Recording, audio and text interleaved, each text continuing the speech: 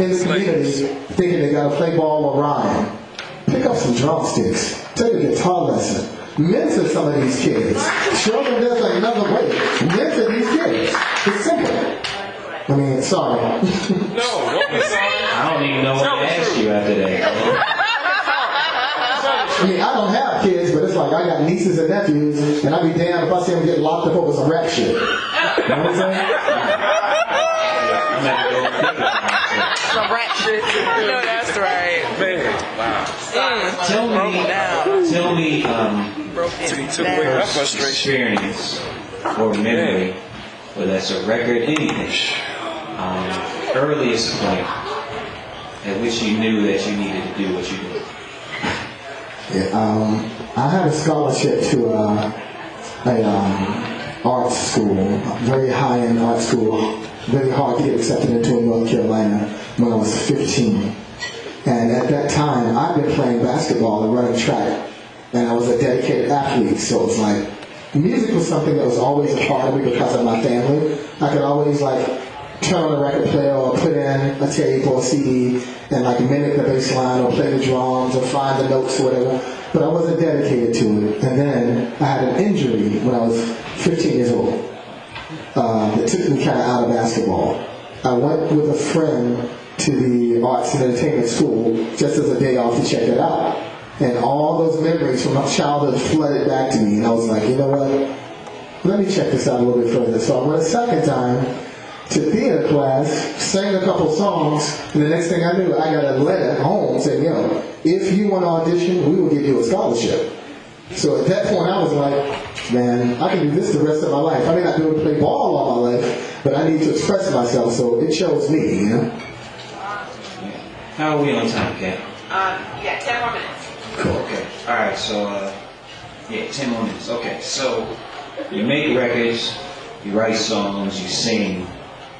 How would you rank your strengths, and which comes easiest, which comes the most difficult? Swiss Army knife. I mean, I don't want to sound like an egomaniac, but it's all kind of comes easy for me. Of course you get writer's block from time to time, and when I get writer's block, what I do is I move to different arenas. If I'm working on material and I can't quite finish lyrics, I'll go and work on music. If I feel like I'm oversaturated musically and I'm like, if it ain't broke, don't fix it. If I feel like I'm working something too much, I'll step away from it and work on lyrics, or I'll practice on the drum kit, or I'll take vocal lessons, or whatever I can do to just continue to perpetually grow as an artist. I don't put any boundaries on it. So to me, one isn't stronger than the other. So you're talking earlier about your influences and this upcoming record where you're covering other people's stuff. So I'm going to mention some names of people that have come to mind when I listen to your records. Okay. And I want you to tell me what type of record you would do with them if you could collaborate with them. Okay. All right. So this is all what came to me as, over the past few years I've been listening to your stuff. So, Alberine. What kind of record would I make with them? Yeah, what kind of Definitely a kind of throwback soul 60s record, but with a modern twist. Real gritty. I wouldn't use any keyboards at all. Guitars, bass, and drums, and maybe a horn section. Ray Charles. With Ray, I would actually make this is going to sound crazy, I'd make a two-step record with Ray Charles. The reason is because his kind of, what's the style called? Stride? The kind of Louisiana stride piano, the kind of Zydeco piano. Right. That would work really dope over some drum and bass.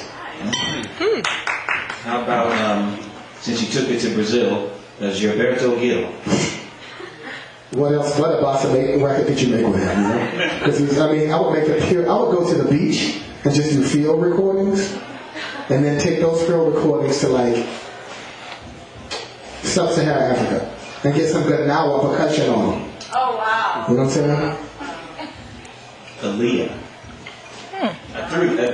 If you listen to how he programs his drums, you'll understand why I threw that in there. Okay. That was odd. Actually, I'd like to make a record that's kind of like Dionne Warwick and Burt Bacharach with her. Wow. Yeah. Strings, a lot of orchestration, live drums, chamber style. but not a full orchestra, maybe just a chamber, 8-piece, keep it real sweet and natural, but just show her in a different light because she's encompassing like an R&B sound, people don't really hear the sweetness of her voice. You know?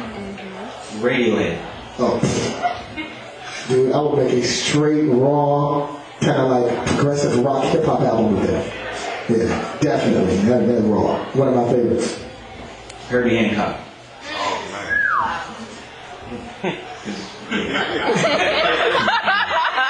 Speechless. Herbie. I would like to take Herbie just with the Rhodes and Mood, get like the horn section from Chicago, put them together, and maybe put Questlove on drums, and produce that record. Dang. Okay, this is my last one. Make that happen.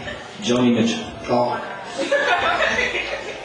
Same thing. Acoustic guitars, field recording, hand percussion. Yeah. And if I could, I'd like to have Donald Fagen help me like background vocal arrangements. Don't see? Yeah. See, hey. Yeah. That's yeah. Night Fly, all that. All that. That's all. Yeah.